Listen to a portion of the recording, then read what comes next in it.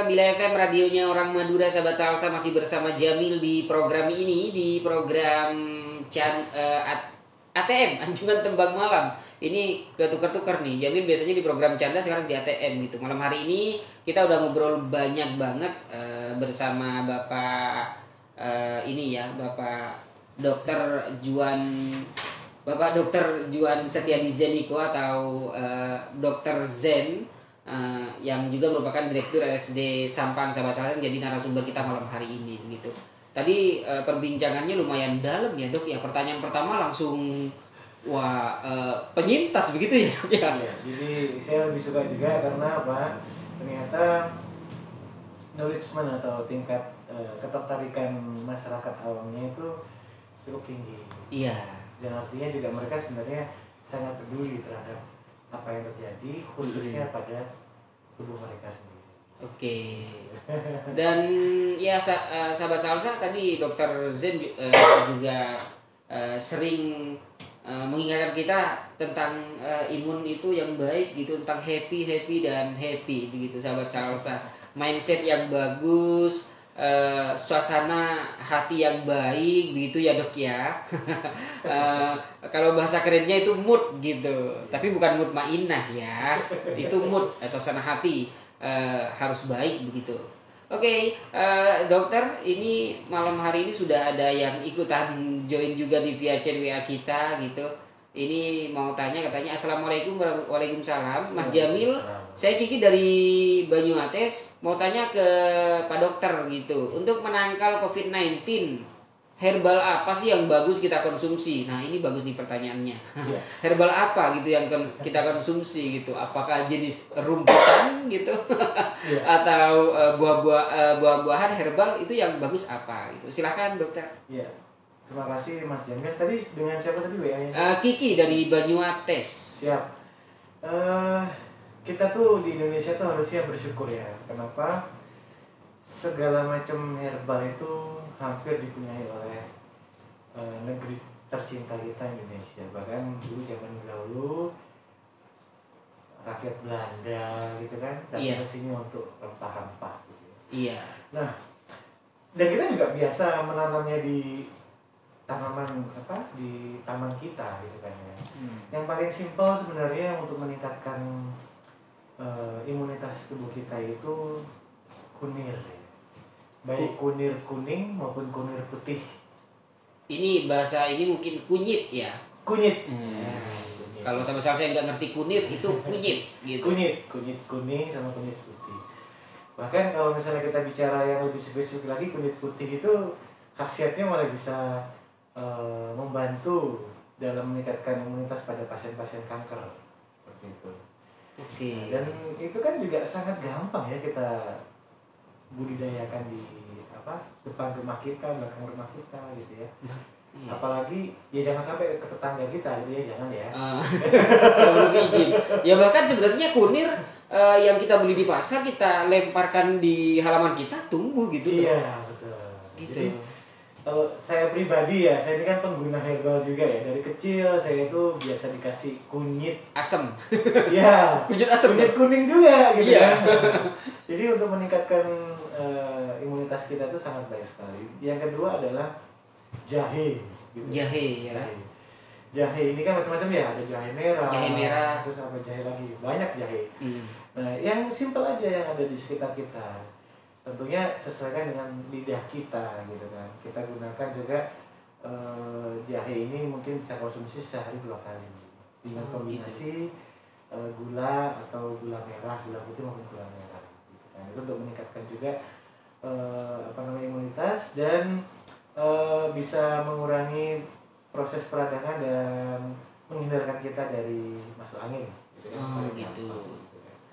Terus banyak herbal-herbal lain seperti jinten hitam segala macam yang bisa kita kelola, kita bisa nikmatin sehari-hari tanpa harus membuat dompet kita topes atau kempes gitu ya. Kering kanker kantong kering. Jadi cukup efektif juga gitu kan. Saya juga terus terang sering hampir ya sehari 2 hari sekali itu mesti selalu konsumsi gitu. Jadi hal-hal seperti itu pun apa ya? Ya mari kita budidayakan. Kalau misalnya kita sudah biasa kan membudidayakan itu, akhirnya kan demand atau kebutuhan terhadap rempah-rempah gitu kan, obat herbal itu akan meningkat. Nah, kalau sudah meningkat artinya apa? Pergerakan ekonomi juga bagus besar. Iya. Karena itu mudah ditanam, mudah berkembang biak, akhirnya petani kita juga terstimulasi untuk menanam. Harganya semakin meningkat. Ya kan? Gitu. Ekonomi bergerak, kita happy.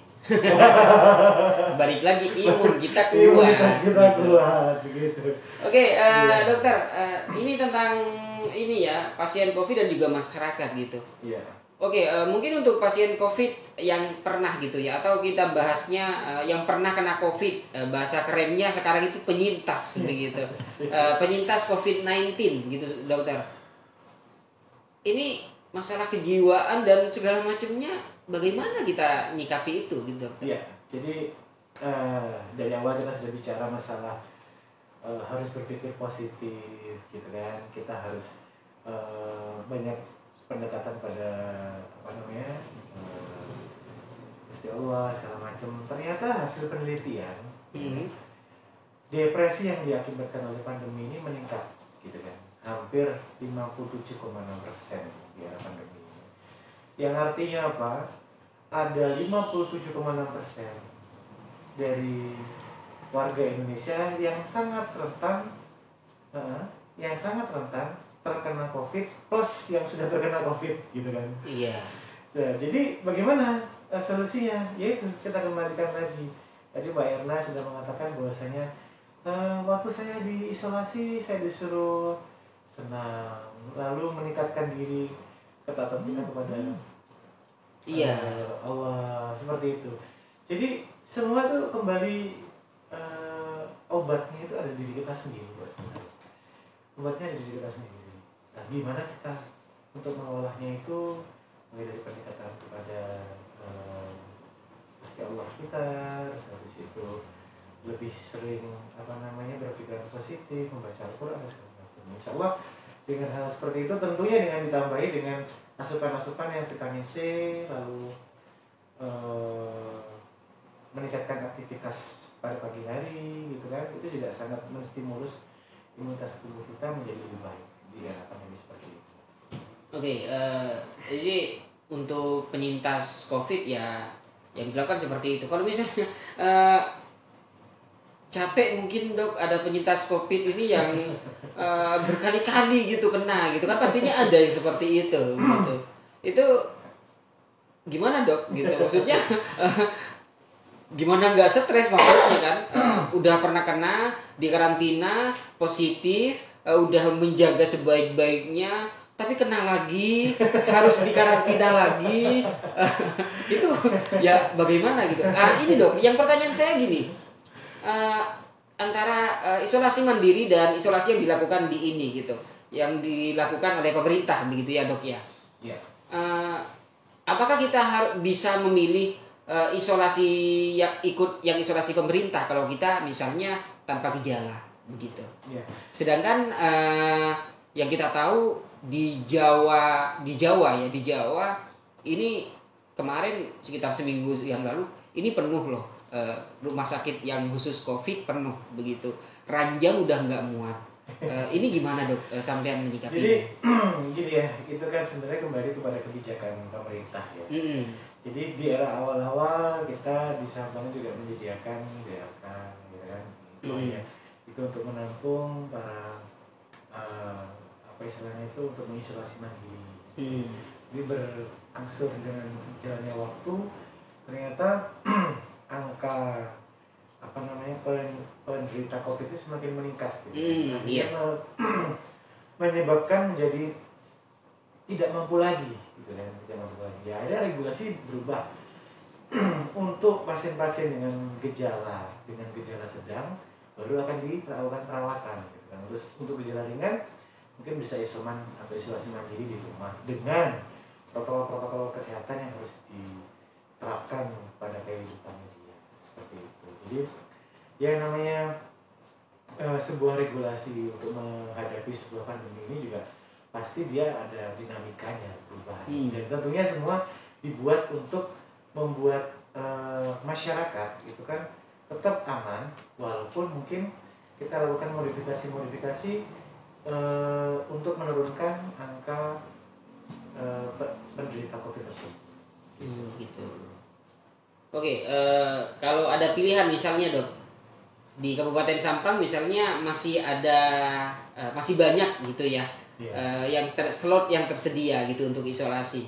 Ini lebih baik isolasi mandiri atau ke pemerintah yang punya pemerintah dok? Ya kalau kita ingin kalau misalnya di standar yang terbaru itu kan yang dirawat itu dengan gejala sedang ya. Iya.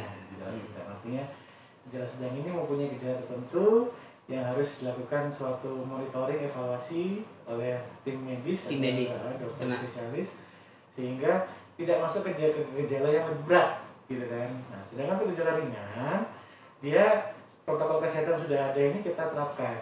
Misalnya dia pertama harus bangun tidur, harus olahraga, harus memakan ini itu dan segala macam. Jadi itu kembali ke regulasi, bukan kita mau memilih gitu ya. Oke, emang ada pilihan untuk ke arah sana, tapi semua kita kembalikan ke pasiennya masing-masing gitu kan. Memang seharusnya dengan gejala sedang itu harus dirawat seperti itu. Tapi ya kita kan mengerti ya, apalagi pola kita di yang saat ini di Madura ini, mereka juga lebih banyak fobianya gitu. Misalnya sudah teridentifikasi bahwasanya saya positif, mereka lebih banyak fobianya terhadap penyakit ini. Makanya pendewasaan kita terhadap pengenalan lebih baik terhadap COVID-19 ini harus kita tingkatkan lagi, bukan menjadikan kita tuh sebuah momok, tapi kita harus membuat dia memberikan semangat kepada penderita tersebut untuk survive, kuat, dan menjadi seorang yang tangguh untuk fighter, sehingga imun tubuhnya kembali bangkit dan dia bisa sembuh dalam keadaan sehat ketika dia pulang. Gitu. Karena ya kan juga kisahnya juga ada sebenarnya, dan kisah nyata banyak ya. Iya, di dok, RT-nya langsung datang ke sini jadi Pak Alwan waktu itu, ketua Dewan Kesenian Sampang, pernah jadi narasumber juga ya di sini dengan isolasi mandiri, dan dia sukses begitu. Ada warganya kena, tapi warga sekitar yang bantu gitu dok. Kebutuhan dia, bahkan sampai gas tiap misalnya habis ya dikirim di depan rumahnya, tapi nggak ketemu orangnya gitu, main telepon dan juga alat-alat makan, bahan-bahan makanan dikirim sama RT-nya gitu, sumbangan ini gitu, dan bagus juga menurut Jamil gitu. Tapi nggak semua tempat bisa diterapin seperti itu kan, begitu dok. Kembali, mari kita kembalikan ke hakikatnya Indonesia kita gitu kan, yang saling gotong royong. Dan disinilah sebuah Indonesia itu diuji gitu kan. Mulai dari komunikasi, gotong royong gitu. Kalau ada yang sakit mari kita bawa membantu. Inilah kita diuji, kebangsaan kita itu di sini. Jadi kalau saya dengar tadi Mas Jamil ada yang sampai seperti itu, saya ajukan 4 jempol. Sukses di perumahan ini, perumahan ya, adalah ya. Iya, ada perumahan itu Pak Alwan, dan bangga juga waktu itu gitu. Bahkan maaf ini dok, kebutuhan yang perempuan untuk kebutuhan bulanannya, ada tamu bulanan itu yang perempuan yang ngurus, dikirim, dia pakai merek apa dan segala macam gitu. Itu seneng, Jamil bangga gitu, Sampang loh ini bisa sehebat itu begitu, tanpa ketemu sama orangnya, cuma disimpan di depan pagar rumahnya, disediain ini, besok yang mau ngasih beras siapa gitu, yang mau ngasih lauk pauknya siapa, sayurannya siapa gitu, keren banget gitu. Dan ini bakal jadi cerita yang bagus gitu buat kita gitu. Saya juga sebenarnya punya pengalaman ya di keluarga saya juga. Kebetulan kalau misalnya kita bilang itu Pak D ya, Pak D, kan bapaknya orang tua saya, itu menjadi penderita satu keluarga. Gitu. Nah, disinilah diuji kekeluargaan kita tuh betul-betul baik atau tidak. Jadi mulai dari menyediakan apa namanya bahan-bahan makanan, terus habis itu makanan pagi, siang, sore, madu segala macam itu saling bahu membahu. Ya, tapi ya tidak ada kontak, artinya cuma di pagar saja. Gitu. Iya. Tapi dari situ kita lihat bahwasanya bahwa kebangsaan kita tuh betul-betul teruji di situ. Dan saya bangga dengan cara seperti itu. Karena apa? Ya alhamdulillah dari sekitar 7 orang, 8 orang yang positif, tinggal 1 orang yang positif. Dan itu orang tua gitu loh. Kalau kita tahu bahwa orang tua itu memang punya komunitas yang berbeda dengan kita yang masih muda-muda ya. Masih muda kan ya? Masih. Saya milenial, umurnya masih 15 tahun. 15 tahun. Kalau dihitung siangnya. Dikali 2 ya. Iya. Dihitung siangnya, malamnya enggak gitu. Oke, dokter. Untuk kejiwaan masyarakat yang saat ini kita nyikapinya bagaimana gitu. Jamil, oke lah, teman-teman di radio masih masih sadar akan bahayanya COVID ini. Kita pakai protokol kesehatan, 5M kita jalani begitu. Yeah. Kita mau nyikapi orang-orang yang enggak percaya atau mungkin udah bosan COVID dan segala macamnya, ini gimana dok gitu? Karena kejiwaan kita kan ya tergantung pada pada pengertian kita terhadap hal yang kita yakini gitu dok. Iya. Ya ini jadi itu saya pikir pertanyaan ini akan sudah muncul ketika setahun yang lalu ketika awal. Jadi suatu saat nanti kita akan sudah terbiasa dan hidup berdampingan dengan COVID. Sama halnya kita menghadapi TBC gitu kan? Iya. HIV/AIDS gitu. Jadi mau tidak mau lama-kelamaan kita jadi berpikir ya sudah, COVID itu ya seperti mereka ini yang tadi saya bicarakan gitu loh. Akhirnya proteksinya ke tubuh kita masing-masing, ke tenaga medis masing-masing, bahwa kita juga harus tetap konsisten dengan 5M agar kita tidak terjadi atau terkena COVID tadi gitu. Ya ini harus kita jalani, hidup kita harus kita jalani walaupun sekuat apapun kita memberikan edukasi, namanya suatu insan ini tidak bisa dipaksakan gitu loh. Tidak bisa dipaksakan. Jadi tetap tanpalah kita memberikan edukasi, informasi dan komunikasi pada orang-orang khususnya OTG di luar sana. Oke, Jamil juga minta pendapat dokter nih. Kemarin Jamil baca dari koran langsung. Menurut data dari Bloomberg gitu, perkiraan Rusia, Indonesia, ini yang negara besar ya, dan ada beberapa negara lain. Indonesia besar ya, alhamdulillah. Besar. Ini yang jadi kabar buruknya katanya untuk vaksinasi dan segala macam kita kelarnya baru bisanya 10 tahun lagi. 10 tahun baru bisa kelar semuanya dengan keadaan Indonesia yang seperti ini. Yeah. Dokter yakin nggak sih kita bisa kurang dari 10 tahun dan semoga aja gitu ya, amin aja. Tahun depan bahkan kita udah bisa semuanya bebas dari COVID, nggak pakai masker lagi gitu. Ya, ini kembali kepada kita sendiri sebenarnya jawaban ini. Kenapa? Semakin kita lebih disiplin tentang 5M, gitu kan, plus vaksinasi yang kita ikuti, insya Allah semakin cepat kita lewati pandemi ini dengan cepat. Gitu ya. Jadi ya itu kuncinya. Jadi kenapa kita harus seperti itu? Karena pada intinya cuma satu, meningkatkan kekebalan tubuh dari warga Indonesia ini terhadap COVID. Nah COVID juga banyak ya perubahan-perubahan, mutasi-mutasinya. Nah gimana caranya? Ya itu tadi saya bilang tadi 5M. Ya harus kita hadapi gitu loh ke depannya. Terutama dampak yang terjadi adalah dampak ekonomi di sini ya. Iya. Ekonomi yang begitu berat karena kan stabilitas ekonomi kita ya nggak mau terganggu gitu kan. Gimana ya, inovasi. Kita akan coba besarkan lagi inovasinya. Mungkin Mas Jamil bisa mengembangkan inovasi-inovasi yang lain di era COVID seperti ini yang kita bisa membuat kita survive. Seperti itu. Ya harus kita jalani. Oke Oke dokter, ini ada pertanyaan ini dari Ahmad di Tambelangan. Selamat malam dok, ini ada berat, ini yang ditanyakan lumayan berat ini ya. Seberat berat badan Jamil. Karena Jamil berat ini. Saya pun Jamil bukan ya? Bukan. Bukan yang itu dok. Belum keluar dia. Ini ada berapa banyak sih jenis vaksin COVID-19 dan apa yang membedakan dengan jenis vaksin lainnya? Iya. Jadi kalau kita tahu ya kan, yang masuk di Indonesia ini juga cukup banyak ya. Jadi ada yang namanya dari Cina itu Sinovac gitu kan. Iya. Terus Novavax dari Kanada AS, Pfizer dari Jerman gitu kan. AstraZeneca dari Swiss atau Inggris, dan Covax itu dari aliansi atau gabungan dari beberapa negara gitu kan. Oke. Nah yang hits sekarang ini kan Sinovac gitu kan.